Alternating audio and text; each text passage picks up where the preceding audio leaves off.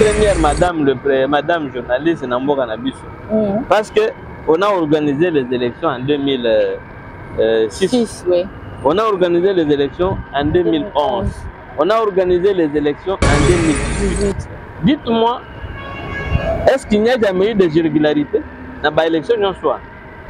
Il y en a eu. Mais est-ce que vous avez déjà vu CENI à prendre des décisions? CENI ou Yakalawana, ou CI ou CENI Yakala, pas prendre des décisions, il y a quoi invalider des députés. Ça ne s'est jamais passé. Cette fois-ci, elle est qui? Félicitons la CENI.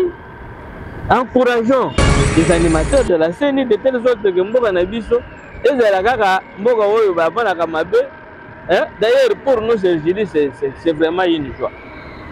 C'est une joie parce qu'on a sanctionné l'impunité. Il y a parmi des gens là qu'on a invalidé. Ce qui veut dire que la CENI n'a pas seulement sanctionné les candidats, mais la CENI a aussi préféré sanctionner aussi Jean Naï. C'est de là que nous disons que Moussala et Moussala, si on est de bons républicains, nous devons soutenir, nous devons encourager la CENI de suivre cette voie-là, de telle sorte que s'il y aurait des élections dans Mboka Nabiso 5 ans après, Babouzo Bawana et ça les maréchaux soutiennent. Parce que tout ce monde-là invalidé pourront s'amender. C'est ça ce que moi je peux vous dire. En tout cas, merci beaucoup. On a vu ce que vous avez dit. D'abord, de vous dire que l'un de nous est aussi parmi. Vraiment. Si tu as tout nié, procédure, est-ce que Mme Baza peut reprocher Ezali Yangote Yangote? Il a dit que non, Ezali Bongote, d'ailleurs, c'est lui qui a dit. Élection présidentielle, sans contestation aucune, celui qui a été proclamé provisoirement par la CENI, c'est celui-là qui est bel et bien la personne où la population congolaise dans son ensemble a porté son choix sur la personne de Félix Antoine Tshisekedi Tshilombo comme étant président de la République.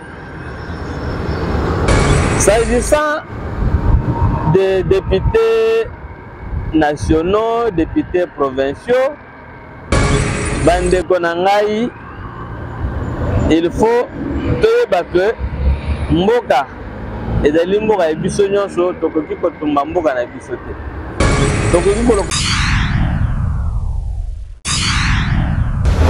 Bonjour, bonsoir chers internautes, ça dépend de l'heure à laquelle vous nous suivez partout dans le monde. Quand on est dans sa cabine, ceux qui ont été allés pour la Bissoté, donc on moyen pour transmettre Yango. Toujours dans le cadre de l'actualité, les lobes ont toujours invité. Maître Simon Ndaye Kalolo Oyazali, secrétaire général IA, Centre de réflexion juridique de la lutte contre l'impunité, au Bengi Sergeline Namoukoussé. Naye to kosola non sotali l'actualité ya mboka Congo. Mbote mona mboka Kalolo. Mbote madame journaliste, je vous dis grandement merci pour nous avoir invités à débattre avec vous sur les sujets brûlants de l'heure. En tout cas, je vous dis grandement merci. Ok, mon amboka, Maître Simon Ndaye, to moni lelo bongo ndeko tordongo yo azalaki moko ya bakandidat na l'élection présidentielle 2023 oyo auti bongo kofunda mokonzi ekolo Félix Antoine Tshisekedi Tshilombo mpona koloba ete élection elekaki na tricherie mpona ye amoni baannule élection mobimba nayebi te na ngambo na bino lokolo ozali moto oyo akelaka mibeko bino bakeli mibeko na sansi wana koki koloba nini? Merci beaucoup madame le journaliste.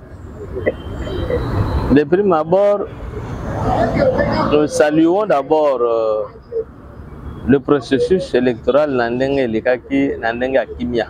Okay. Tout au long, il y a Mboka Nabiso Mobimba. De deux, Moi aussi, je peux vous dire que dans ce pays, na comportement, il y a un des candidats au nom de Théodore Ngoï qui a saisi la Cour constitutionnelle pour obtenir l'annulation il y a scrutin. Dans ce pays, pourquoi? Parce que au lieu que y ait atinda batuna balabala bakendosala ba désordre, il a au moins en tant qu'avocat, il a respecté les règles de l'art. Que non, ngai na koki kotinda batuna balabala te. Je préfère que na saisir les instances judiciaires pour trouver une issue heureuse au niveau de la justice. Yango naza ko sepela na ye.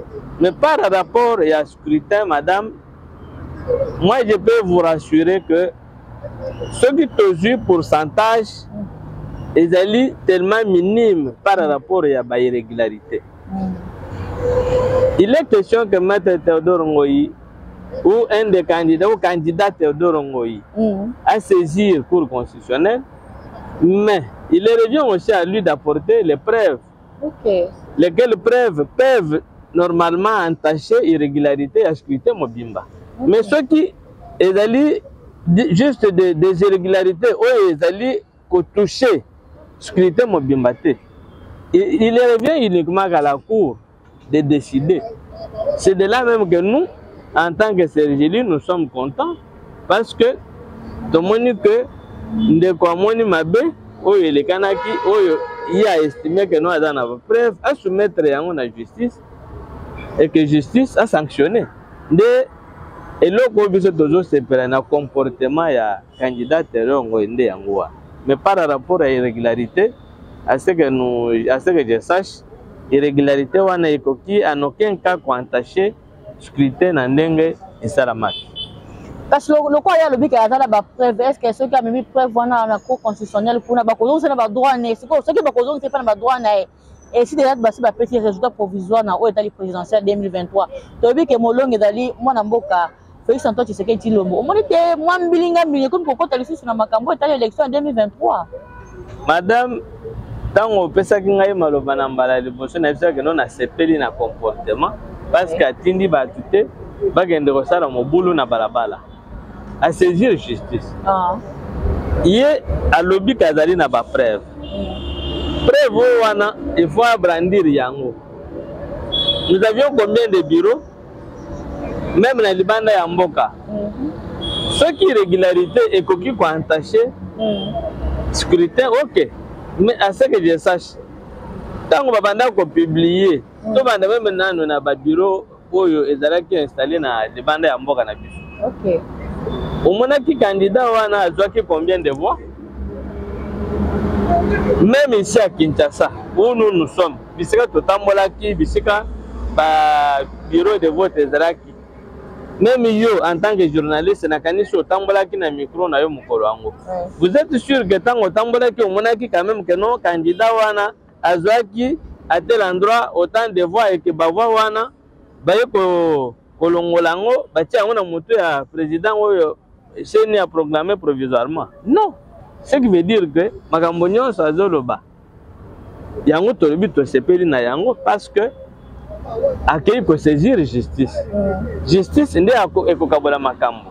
Ce qui réellement a raison, toi a tort. Mais à ce que je sache, je ne crois pas que le président élu, en tout cas, à ce qui magie en dengeni ni ovi, il y a la population qui va s'exprimer. Il n'y a que lui seul qui sera proclamé par la Cour constitutionnelle. Parce que ce qui est totalement malade, il y a le lobby que adala ba preuve on adala ba preuve ko senga lisusu ba annuler élection mobimba yango ntauti ko loba madame que preuve nde oya lobi na monoko na ye. OK, mais il revient alors à lui de brandir les preuves devant les instances compétentes, notamment la Cour constitutionnelle. C'est la Cour qui est censée rendre les droits.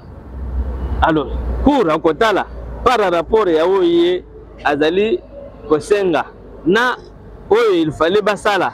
Oh, wapi ezali malamu pona mboka na biso. Et après, tant qu'on a mis ça arrêt wane aux l'exécutoire sur toute l'étendue du territoire national. Ce que Hollandais Malam, il n'y avait pas que lui. Il n'y avait pas que lui, il y a eu autant de candidats. Et parmi tous ces candidats-là, pourquoi il n'y a que lui seul? Les autres, ceux que Hollandais Malam, Batikali, Baboy Balbino, notre Kokende, Nanani, na niveau, il y a touché élection et présidente. Pourquoi? Parce que Bangomoko Bayebaki que le président Azalaki valablement élu. Ils ont des preuves dans leur bureau.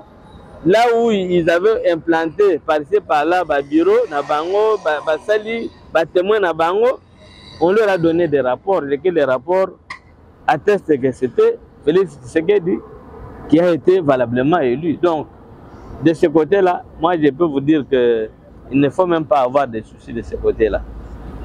Maître Chimoso, malamu na yoki par rapport à makamandi côté donc ce côté là c'est ni auti ko annuler élection na Équateur précisément na territoire ya Yakoma et puis na province à Kwilu na Masimanimba na habité est-ce que mesure de grâce que vous allez pour na batona parce que ba on peut pas voter qui mokonza mboka c'est comme mokonza mboka abimi président mais bango siko ba annuler élection. Au moins, que c'est ni pas comme moi parti primordial. Madame, je vous dis merci pour la question. Il est vrai que la CENI a pris la décision, laquelle décision a annulé les scrutins organisés au niveau d'une circonscription électorale dans l'Équateur, même dans l'ancien Bandou. Ce qui est au pourcentage, tout le monde concernant l'élection du président de la République. Tout le nombre de voix obtenues par le nombre de pourcents obtenus par le président de la République. Tout les deux circonscriptions électorales, pourcentage, il y a une circonscription. Vous êtes sûr que Ekoki Kozala a un impact certain sur 73% où le président a joué? À mon humble avis, je me dis, c'est pratiquement impossible. Donc, il n'y a que lui seul qui est élu.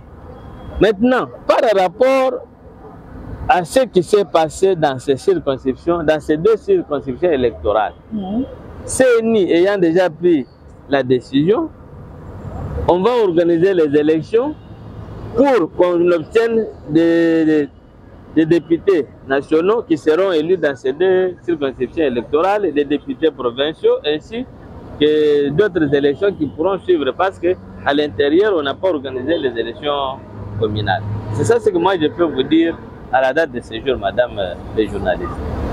CENI a aussi invalidé quelques députés, quelques candidats députés provinciaux. Tout le monde est à ville à Kinshasa, presque Bakébélé, tout le monde est à Jantiningo Bila.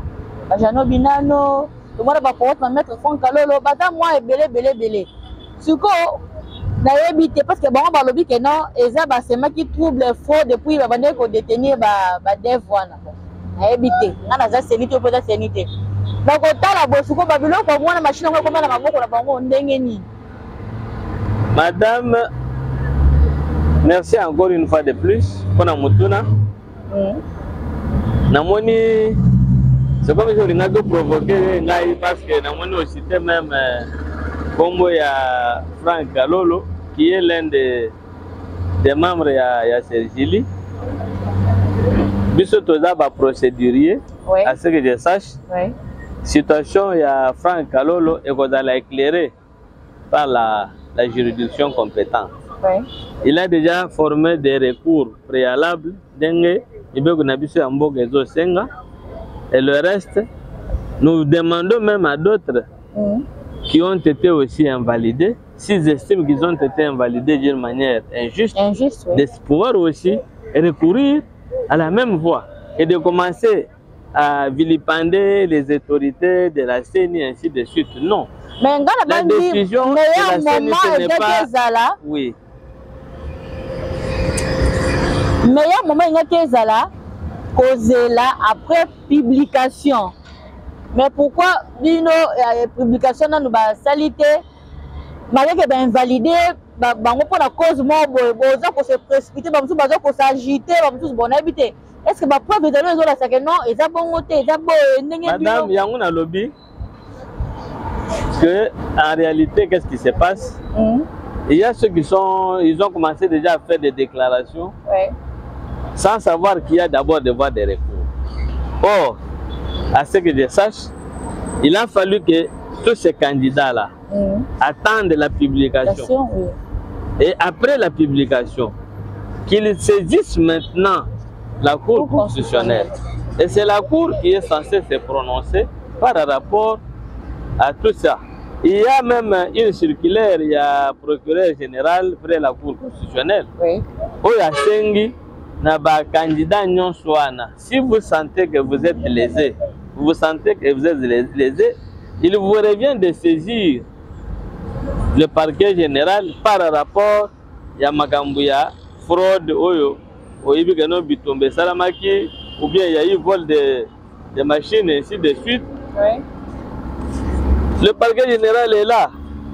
Toutes les dénonciations qui seront faites, le parquet pourra toujours les recevoir et traiter cas par cas et permettre à ça que chacun des victimes puisse aussi puisse recouvrer ses droits. C'est ce que moi je peux vous dire. Et c'est ça même le conseil que je donne à tous ces candidats-là, qui ne puissent pas s'embrouiller. Il y a des voies ordinaires, des recours qui sont prévus, qu'ils saisissent l'occasion, une fois que la CENI aura déjà publié les résultats. Et de là, les choses pourront marcher. Le pays est censé continuer. Le pays doit vivre. Les hommes passent et les institutions restent. Tokoki Kobomambo Gate, parce que moi, tel n'a se retrouvé, tel s'est retrouvé, non. Yope Moutou, aux Alaka Liboso. Et il y a aussi la conscience que les lots, mon ingénieur soit l'équipe, donc il n'y a pas de magimbo gâté, il peut se comporter de la même manière. On ne peut pas le gâteau tout mambo canabiso parce que l'élection, on ne peut pas se comporter de la sorte. Soyons tolérants, soyons respectueux de notre République parce que c'est une République à nous tous. Hein? Pour preuve, comment on a battu nous tous, bazo benga, battu babi malibanda bagendo ko sala ba marche, batomboka. Mais au moins la population a zakolandate. Pourquoi? Parce que la population a zali pour se retrouver na battu, oyo bazali élu. Mais ceux qui te yebi que no yo ozala qui élu te, ozo benga biso to bima to ko bimate. C'est ça la preuve. D'où nous demandons à tout ce monde-là d'être calme, hein? Je suis l'habitude en mboka indépendante pour ça et que chacune de toutes les parties pourra trouver son compte. Toujours, d'accord, Gao Italie a qualité en mboka Congo, Tomoni, mon mboka Théodore Ngoï. Après plainte, à quel plus loin pour nous a sollicité annulation élection. Donc, élection à niveau nuance, va annuler en haut de deux. A saigné n'a approuvé. Ni candidat président moko akoki kozwa 4000 voix. Madame, je commence d'abord par votre première préoccupation. Je vous ai dit ici qu'il revient des droits à Théodore Ngo de saisir la Cour constitutionnelle et il lui revient aussi des droits de demander n'importe où donc, ça fait partie de ces chefs de demande devant la Cour constitutionnelle. Mais est-ce que cela revient à dire que ce que lui a demandé, c'est ce que la Cour va faire droit? Non. Parce qu'il y a le dans la preuve. Madame, c'est ça ce que je vous ai dit. Preuve, oui, qu'il le soumette devant l'instance compétente qui est la Cour constitutionnelle. La Cour va trancher les dossiers. Et c'est de là que nous saurons si ce que lui a dit est vrai ou faux. Au cas où la Cour rendrait une décision allant dans le sens de faire droit à la demande de Théodore Ngoï, là vous-même vous constaterez comme moi que non, effectivement, il avait bel et bien des preuves telles qu'il est en train de le dire. Mais au cas où la Cour passerait outre cette demande, ce qui revient à dire que tout ce qu'il lui a prétendu dire qu'il détient des preuves, ce serait faux et archi-faux. Et s'agissant de ce que lui fait comme reproche à la CENI en disant que nos candidats sont au Pagalazoak 4000 voix. Est-ce qu'il revient à la CENI de voter ou c'est la population qui a voté? Cherche-t-il alors à ce qu'on donne à un candidat plus de voix que celle ces militants hein, ne lui ont pas donné. D'ailleurs, c'est incitant encore à la CENI à commettre encore une fraude. Hein? Ce qui est vrai, c'est que vous avez dit que non, vous êtes candidat, vous avez une base. Cette base-là vous a donné les voix que vous représentez. Nécessairement, il faudrait que la CENI puisse aussi sortir les 4000 voix. Yo, lingi siko ba peso ba voix ebele ko leka oyo, ba pesa kyote. Hein? Wana ezali mabe makasi. Eza ko inciter CENI lisusu na mabe makasi ko leka. C'est une première, madame journaliste Namboka Nabiso. Parce que on a organisé les élections en 2006. Oui. On a organisé les élections en 2011. On a organisé les élections en 2018. Dites-moi, est-ce qu'il n'y a jamais eu des irrégularités dans l'élection? Il y en a eu. Mais est-ce que vous avez déjà vu CENI à prendre des décisions? CENI ou Yakala, ou CI ou CENI Yakala, pas prendre des décisions, il y a quoi invalider des députés. Ça ne s'est jamais passé. Cette fois-ci, elle est qui? Félicitons la CENI. Encourageons les animateurs de la CENI de telle sorte que Mboka Nabiso et Mboka Oyo Babana Kamabe. D'ailleurs, pour nous, c'est vraiment une joie. C'est une joie parce qu'on a sanctionné l'impunité. Il y a parmi des gens là qu'on a invalidés, oh, Bazalaki comme les plus puissants. Mais aujourd'hui là, au moins Batandengo wana, invalidé bango par la CENI, ce n'est pas une mince affaire. Donc c'est quelque chose à encourager, c'est quelque chose dont nous devons soutenir. Nous continuons à soutenir la CENI par rapport à cette toutes ces personnes là sanctionnées, bango bazo koloba que non badana ba preuve la bango CENI à cause bango. Bon, voilà, madame, nous sommes d'accord avec eux. Hein? Ce qui est d'abord quelque chose de bon à saluer, c'est d'abord la décision prise par la CENI. C'est une décision courageuse que le président de la CENI a pris. De deux, comme ils disent que Bazali n'a pas preuve, nous sommes aussi d'accord avec eux qu'ils saisissent les instances compétentes, ceux qui seront dans le droit. À ce que je sache, la Cour constitutionnelle les remettra dans leurs droits. Mais ceux qui, on constate qu'effectivement il y a eu ce qu'on leur reproche, nécessairement, donc pour recouvrir les droits na bangote. C'est ça que moi je peux vous dire. Parmi bango, non, baza ba preuve ba lo ba isika machine utaki. Bongo siko so machine utaki kana ngambo CENI. On est ce qui veut dire, ce que machine utaki na ngambo ya CENI. Cela revient à dire que la CENI est censée connaître nani appelle ça qui machine. Vous ne pouvez pas me dire au stade où nous en sommes aujourd'hui que non, les agents de la CENI, oh, ils appellent ça qui machine wana, bango bazali en liberté. Non. À ce que je sache, certains d'entre eux sont déjà mis aux arrêts. Ce qui veut dire que la CENI n'a pas seulement sanctionné les candidats, mais la CENI a aussi préféré sanctionner aussi Bajan Naï. C'est de là que nous disons que Moussala Wana et Zeli Moussala, si on est des bons républicains, nous devons soutenir, nous devons encourager la CENI de suivre cette voie-là, de telle sorte que s'il y aurait des élections en Bokanabiso 5 ans après, Babouzo Bawana et ça les maréchaux soutenir. Parce que tout ce monde-là invalidé pourront s'amender. C'est ça ce que moi je peux vous dire. Maître Simon, ceux qui n'ont place, il y a Batouane et Zalaki Yo. En tout cas, ceux qui peuvent Zalaki Yo, CENI. Merci beaucoup. Au lobby, ceux qui sont là, qui ngaï. N'a pas sa Batouane. D'abord, de vous dire que l'un de nous est aussi parmi. Vraiment. Si tu as tout nié, procédure, est-ce que Magambaza peut reprocher Ezali Yangote Zayangote?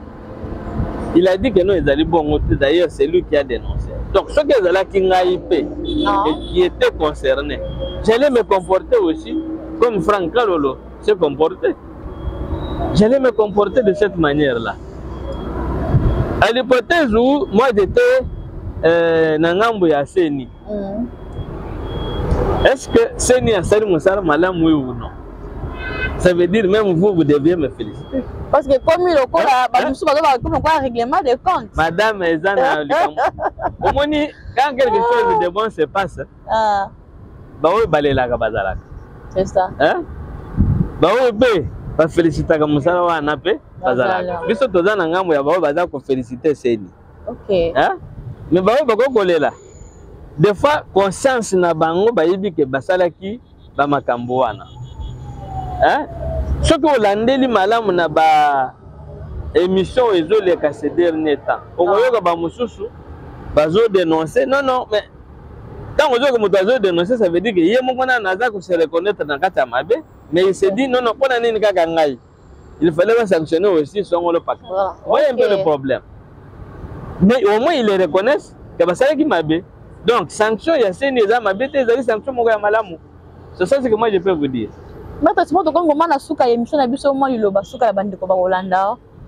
Madame les journalistes, il y a Souka, d'abord, pour adresser naba auditeur na biso ezali que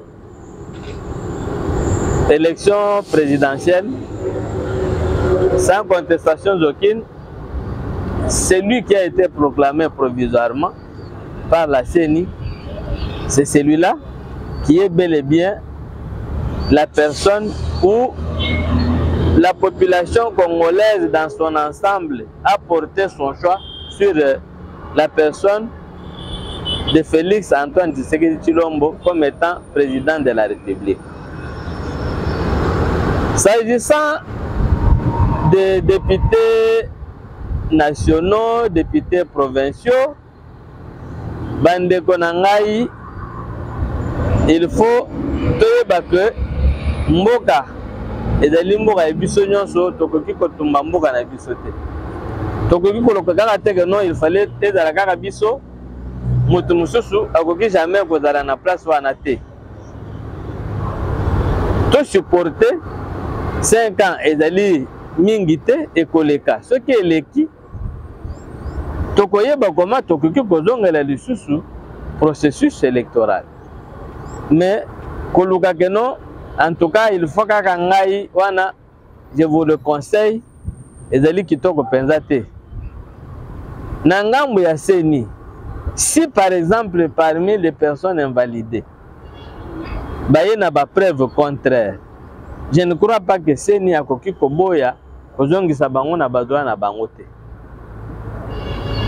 Nde eloko tozo senga ke non batu nyonso ezala ba candidat président oyo bazwi na élection te bayeba ke oyo aleki azali président ya ba oyo bavotaki ye azali président ya ba oyo pe bavotaki ye te akotikala kosala mosala te kaka mpona ba oyo bavotaki ye non akosala mosala mpona biso nyonso ekozala pe pareil mpona badepute oyo bakoleka wana bakovote baloi oyo elongo bani mpona mboka na biso ese développer nde eloko ngai nakoki koloba comme mon dernier mot. Merci maître.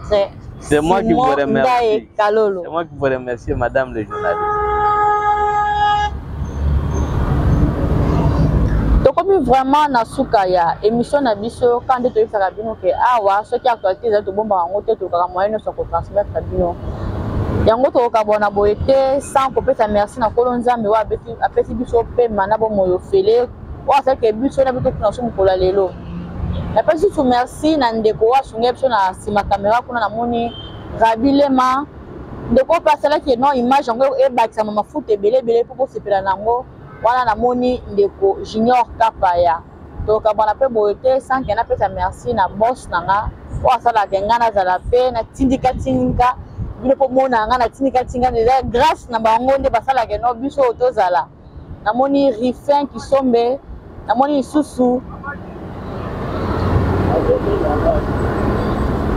Papi Kelly na moni susu ndeko Papi Atunga le grand Gilois na bosani pete ndeko Lucas mwana Londres ya tongo donc ye pena Londres ya tongo tim kola lelo na moni susu mama Zozo mwasi ya papa Edo bamboto neska bozali En tout cas, ngana bino tokutani kozali koya na ligi bino mingi na sengi na bino bo s'abonner massivement na chaîne na biso tindika po awa nde tozo tindika actualité na ndenge moko elongo bani bye.